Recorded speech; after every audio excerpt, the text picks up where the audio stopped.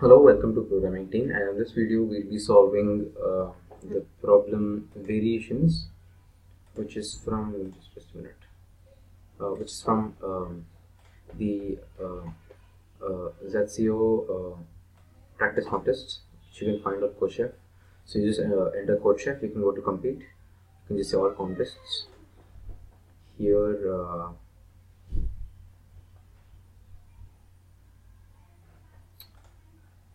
you can just go to um, this one. This expires by Jan 5th, so if you're watching before that, you can go over here.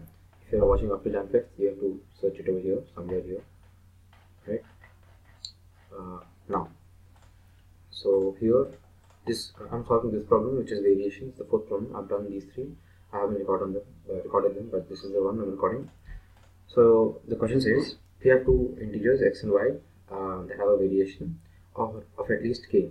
That means if x and y have to be greater or equal to k, that is the absolute difference between them.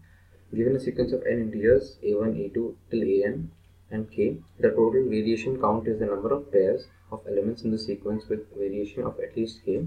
That is, it's the size of the set of pairs. Right? This is just the limits. And for example, k is equal to 1 and the sequence 3 to 4, we have answer is 3 because 3 minus 2 is 1, which is equal to k. 2 minus 4 is 2. The absolute difference is 2, which is greater than k. 1 and 4 minus 3 is 1, which is equal to k, and therefore we have three pairs. In another sequence, we have 3, 1, 3, and here the answer is 2 because 1 minus 3 is 2, which is greater than 1. 3 minus 1 is 2, which is greater than 1, but 3 minus 3 is 0, which is not greater or equal to 1. Therefore, answer is only 2. Now, basically, this is a task. We have to print out the number of pairs which are possible, which have a value greater than or equal to k. The difference, that is. Input format, the first line will contain two integers n and k. N is the number of numbers they'll give us, and k is the absolute difference, the minimum absolute difference. The following lines contain this is followed by a line containing n integers separated by a space giving the values of the sequence, and the output format should be a single number which tells us the total variation count, or the set of the numbers which have absolute values greater or equal to k. Now, assuming so this is, if you see your test data, subtask 1 tells us that n should be less than 40, so n can be an integer here for the first subtask, but k I feel it should be a long integer. Subtask 2, n is about 65,000, so n can also be so n can be an integer, but k again can be a long integer, right? So we'll store k as a long integer. Now here's the sample input and here's the sample output, and so I'll be using Paint to explain if what I'm thinking, what I imagine, and code blocks. And so I may just open the I'll make a new project first of all. Okay, so here I'll be saving it in I'll be saving it in C++ problems. Okay, and then variations, right? What is the name? The name is variation, so I'll just copy that. Here, just variations. Okay, so variations, I'll just say next and finish. I'll just open the project. Now, basically what's happening is we have been given a few numbers. For example, we have been given 3 and 1 and 3, right?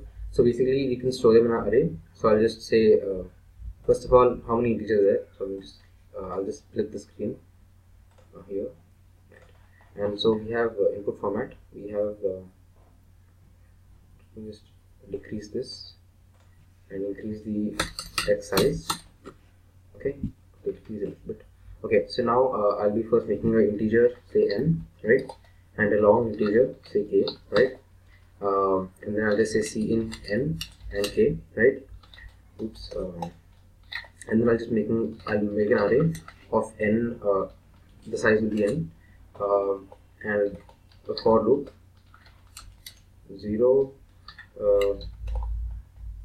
I less than n and I plus plus, right.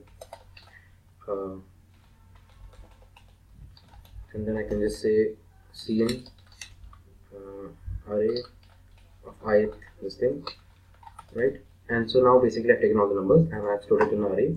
And basically what I need to do is I need to make, I think, 2 for loops, right? Basically I'll just make an integer called count, in count, that's not the best way to write it, but count, and it will be equal to 0, right? And basically I'll just first of all, the first for loop will be at the first index for this beginning, okay, the 0th index, and then for the next for loop we'll just start from the next number, which is 1, and I'll just reduce these numbers. Maybe I'll just say I'll say if 3 is greater than 1, or if the first number is greater than 1, 3 minus 1. If the second number is greater than first number, then 1 minus 3. But here first greater number, so it will be first number is greater, and therefore it will be 3 minus 1, which is equal to 2. And I'll compare this number with k, and if it's 2, I'll say count plus plus, and I'll do the same again. Then I'll take this thing and put it here. So the for loop will continue, right? And then 3 minus 3 is equal to 0, and 0 is now greater than 1, which is k, the value of k, and so count will be 1 only.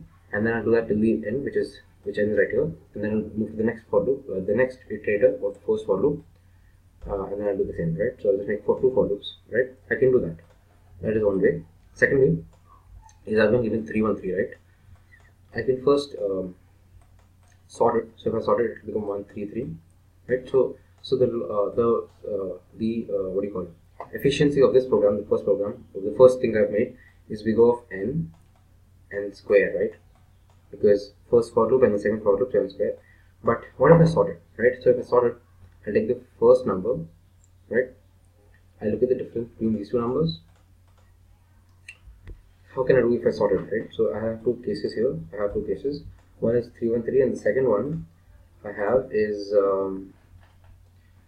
3 2 4. That's also an example, right? 3 2 4. So I have 3 2 4, and so when I sort this thing, it will become 2 3 and 4, right? Now, how can I solve this? So what I can do is I can take the first number, subtract it with the second number. I'll get that thing, and then what I need to do is I just need, okay, you know what I can do? I'll take the first number and subtract it with the second number, right? So 1 minus 3, the absolute value will be 2, right? And then now I'm sure that now the numbers greater than this, or ahead of this number, the second number will always be greater or equal to the second number, right? Which will be greater or equal to the first number. And so let's just say we had 5 over here, okay? Assuming 5, and so I'm sure that 3 and 5 are either equal to or greater than the second number, which is 3, right? Which is true. And therefore, if this is true, if the absolute value of the first and second number are true, then the absolute 3 minus 1, 5 minus 2, 5 minus 1 will also be true. And therefore, I can just add, say count plus plus until the loop ends, right? So I hope you understood. But what I'm trying to say is, I'll just check 1 minus 3. 1 minus, that's 3 by the way, that's 3 is equal to or greater than k, right? I'll just check that. If that is true, I'm sure that numbers ahead of this will also be true, will also check this condition, will also be true for this condition, and I can just keep on adding 1 until the loop ends, right? That means the array ends, right? And once that happens, once that happens, what I can do is I can go to the next number. So I'll just have one for loop, right? I'll go to the next number. I'll check if the condition is true here. If it is true, that means okay, I have a problem here. Good, this is a good case. 3 minus 3 does not is not true for the condition. But what I can do is I can just look for the next number, right? So the next number. So I'll first check these two numbers. That is false. So I'll check for this number. That is true. If this is true, so I'll just keep on checking until one condition is true, and then the numbers ahead of that will also be true, right? And here what I can do is I can check 2 minus 3, the absolute value is 1, which is true, and I'm sure that this is also true, right? So 1, 2, the count is true here, right? The count becomes true, and I'll come to this number 3 and 4, which is true, which is 1. 3 minus 4 is 1, and so that's also 1, and therefore the answer here is 2, right? And 3, sorry, and here the answer is 1 minus 3 is 2, so this will also be true, but 3 minus 3 is not equal to 2, and there is no other number, and therefore the thing is true, right? So that's what I can do. Now to code it will be a little bit harder, but let's just try. So what I'm going to do is I'm going to make this a bit bigger, and I'm going to go down now, right? And okay, so now let's implement it, right? So first I'll sort it, right? So, let me just get my thing here, and here I think here is less. Now I'll first of all include the I think the sort is an algorithm. Oops, algorithm, right? And I think the sort will work now. Sort should work, I'm not sure. Yes, it is working. And basically I think I sent what do I send? I sent A, and I think A plus N. I think that's what I sent. Let me just compile it first. If it works, it works. I'm not sure, right? So let's say something's wrong. A was not declared. Oh, sorry. ARR and ARR. Let's just build it, and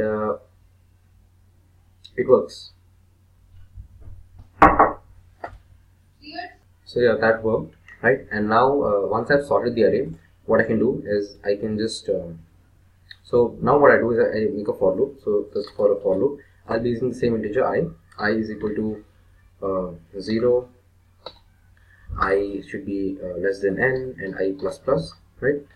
I'm not sure what exactly I'm going to do, but I'm pretty sure that this is what's going to happen. Is basically I'll be checking this condition, right? So there's one. So after the sorted array, the array will look like this, right? 1, 3, 3. I'll check the condition between these. If this is true, that means so I have n integers, right? I have n elements, and I check the first two, right? I check the value of this thing. This is 1, and this is 0, and this is 2. So I check the value between 0 and 1. If that is true, then the count becomes 1. The count, the integer I declared over here. Where is it? Here.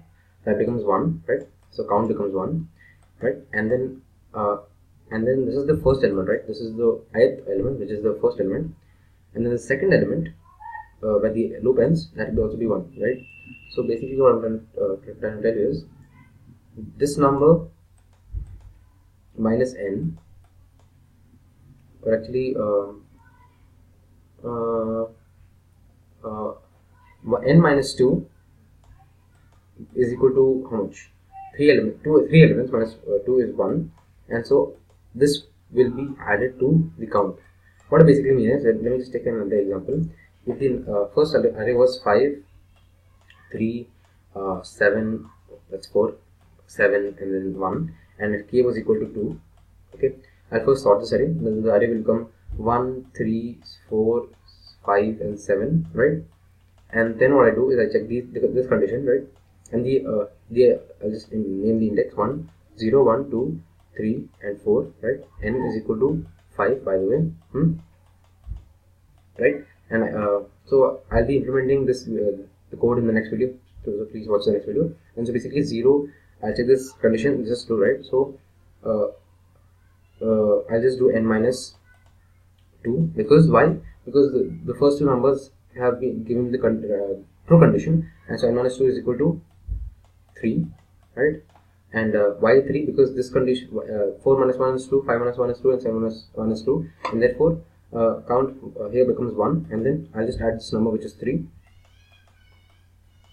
which is equal to 4. So count becomes, for the first number, count becomes 4. Then I'll take the second number, I'll check with this thing, and the thing is false, so I'll go for the next number. The thing is 2, and so the count becomes 5, and then n minus this number, which has the third index, right? And I'll add 1 to it, because I want because this is the third index, but this is the fourth number, right?